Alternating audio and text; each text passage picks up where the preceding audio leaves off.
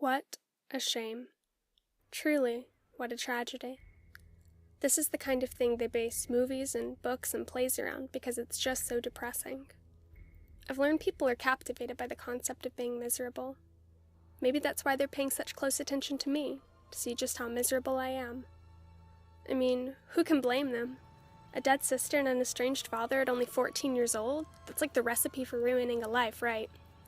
People don't want to say that they would like me to be miserable, consumed in violent fits of tears and hopeless appeals to oblivion that choke out the possibility of me ever seeing anything beyond this, but at least those are emotions that people can understand and believe they can remedy. If I was crying, they could dry my tears, and if I was shaking, they could hold me, and if I was threatening my own life, they could send me to a professional. But if my mourning is personal, if I keep it in control, then what can they do with me? Well, they can exchange worried glances at school drop-off and mask their selfish hope for answers with fervent prayers for healing and make sure to whisper when they let the word murder vibrate the halls of the Sunday school room. I wonder if any of Mom's church friends, the ones that smother her with promises that May is painting pictures with Jesus now and then turn around and snap at their own children for playing too loud, could tell me the amount of mourning that is appropriate for such a young and beautiful soul. That's May's new nickname, by the way, Young and Beautiful Soul, because it's easier to mask tragedy with rhetoric when all that's left of the child is what they used to be. Is how young and how beautiful a child was the indication for how much sadness is appropriate to mourn them with? Because too much sadness for too long and suddenly you're Prince Hamlet and people are going to start getting sick of pitying you and making you casseroles, but too little? Then suddenly you're a psychopath. A fatherless and now sisterless psychopath.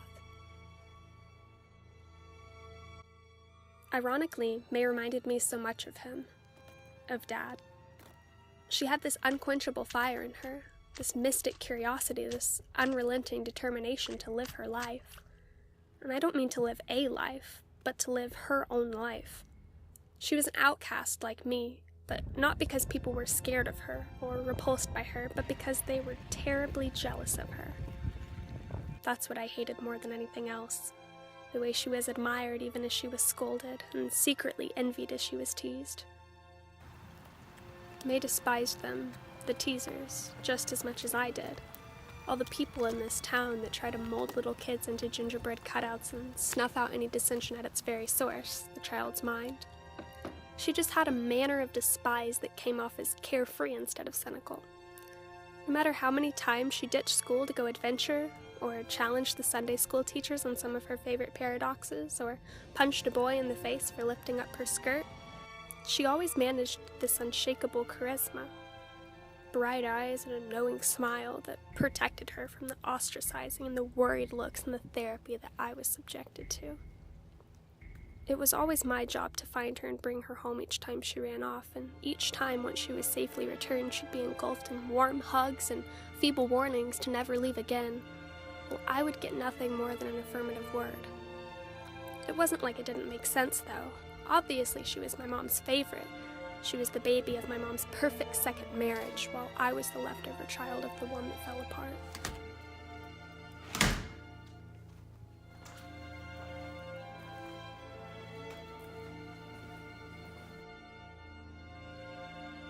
Oh, how I hate this room. The room where my father taught me to sketch by looking at whatever you were drawing instead of the paper. The room where I'd stay up with him late into the night, long after the shouting match with Mom about how I needed to go to bed. The room where I was taught not to believe everything they taught me in Sunday school. The room where a mocking picture of him and me still stands on the bookshelf. The room that has since been turned into the therapist's personal office and my personal hell. Even before this interior renovation, Mom's family renovation made the room unbearably painful to walk into. I'd use every ounce of my free will to stop thinking about the room, about the carpet stain in the corner where I spilled juice from laughing so hard, about the way the smell of him still seemed to linger in the cabinet drawers. But every time, every single time, I would break down and lock myself in the room for hours, tracing with my finger his sketches and ignoring the voice of my mother begging me to come out and holding back hot tears as the question seized my mind. Where was he, and how was he, and why had he never come back, and did he want to see me? Does he want to see me? There's something about sitting in this chair that my mom and the trophy husband picked out at IKEA because it matched the modern style of the rest of the furniture that makes my stomach turn in furious circles. And the relentless questions of the therapist certainly don't make it any better. To pass the time and distract myself from how sick I feel, I fantasize ripping up the carpet and breaking down the windows and tearing down the walls and tying up the therapist so she has to watch it all. I'm content with the visualization for a moment, but before long the questions of the therapist start to come quicker and get louder, and suddenly I can't hear myself think anymore. All I can hear is, "Do you know why she was crying when you found her?" And "Tell me again what happened after she said she didn't want to go home." And "Were you upset about having to go find your sister that day?" And "Tell me what you are feeling right now." And did you and your sister ever talk about not coming back home? Did it ever feel like May was trying to replace you, or like your stepdad tried to replace your father?